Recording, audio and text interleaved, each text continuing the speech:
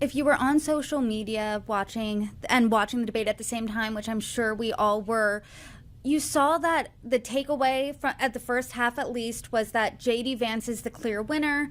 Tim Walz came out a little rusty. He appeared a little nervous on the Middle East answer, especially that was the first question. JD Vance had a clear, concise answer there. The Yep. last question was about January 6th, was about the election. JD Vance was asked point blank if he'll object to the election results if Harris wins. He gave a bit of a non-answer. He pivoted towards censorship. Then Walz specifically asked him if Trump lost the 2020 election, and JD Vance didn't have a clear answer to that. Do you think that that kind of Walz A made up some ground in that question, and B, what do you make of JD Vance's answer? Well, that is probably the most difficult question Republicans have had to handle, short of reproductive rights, in this political cycle. Do you agree with what happened on January 6th? Are you bothered by it? Would there be a situation where we might repeat history and have an election that's not decided even close to election night, right? I thought, given those were the markers going in, and by the way, it was the last question asked. So if you talk about a little bit of the thumb on the scale, I think that was the moment when the moderators or whatever said, okay, we're going to end on a question we know is going to be very tough for JD versus Tim. I thought he handled it decently. Was it satisfying for everybody? Of course not. Was it complete and direct to the question being asked? Not clearly. It didn't measure up to that as well. However, the way he expressed himself on January 6th about that question, I thought was positive. It wasn't like, oh my gosh, he's in trouble. He doesn't want to answer this. He's hiding something. It wasn't none of that. As opposed to Tim Walz, when he got the question about Tiananmen Square, and he wasn't in Tiananmen Square, he was in Hong Kong. And this is years ago, right?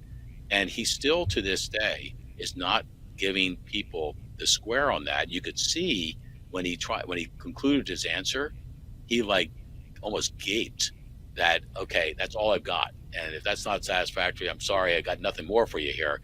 He was caught there. And as opposed to JD, who maybe anticipated a question, Brittany, on about the January 6th situation. And I think he was decent enough. And then we get to the close. Talk about the close. You got Tim went first, and I think he did a solid job at trying to close with the major talking points for the Harris campaign. But look at JD's close. He started by saying, by the way, we really didn't talk about energy tonight. And that is the thing that's bothering a lot of, especially middle class voters who are having trouble making ends meet. That was not just aimed at the middle class. That was aimed at the Commonwealth of Pennsylvania, where the energy question is very big. I'm telling you, it was really savvy that he actually worked his way on the close into a policy point that has dramatic bearing on what could become the swing state of the election.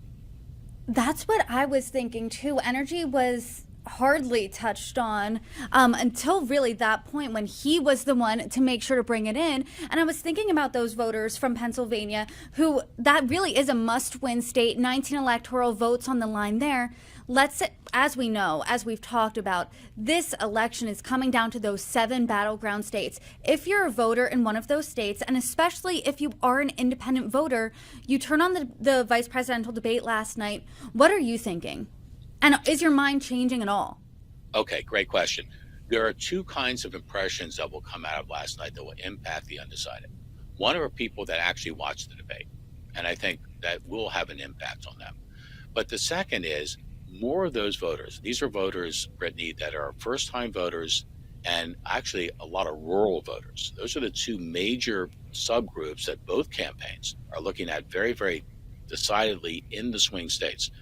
Most of their information comes from not television or cable. It comes from conversations. It comes from family. It comes from the much maligned TikTok and Facebook. That's where they're getting their info from. And if the takeaways from last night that they're hearing about and reading are that JD Vance did actually very, very well, that's what they're going to remember as opposed to anything that happened, let's say, the early part of JD's national life, when I think his convention speech, was not his greatest moment. Some of the comments, I think even the cats are concerned about where he stands on certain issues. After that stumbly start, what those voters, those undecided voters who were going to vote, by the way, in the swing states are going to hear is very, very positive about JD Vance. That, again, to my first comment in our conversation here, is a big thing for Team Trump. It gives you a sense, again, of solidity and stability, some would say sanity, in that particular team that I think it was really needing and looking for. And more than ever, JD Vance and Tim Walz, I think it's fair to say both, they prosecuted the major narratives, that the dueling narratives in this campaign. They did it well. JD, I think, did it better than with all due respect, that Donald Trump has done in the last couple of months. He put it squarely, clearly, articulately on the line, as did Tim Walz. Now I think people say, I get what this is really all about now. And it's not just policy, by the way. It is two different perspectives on how to move forward.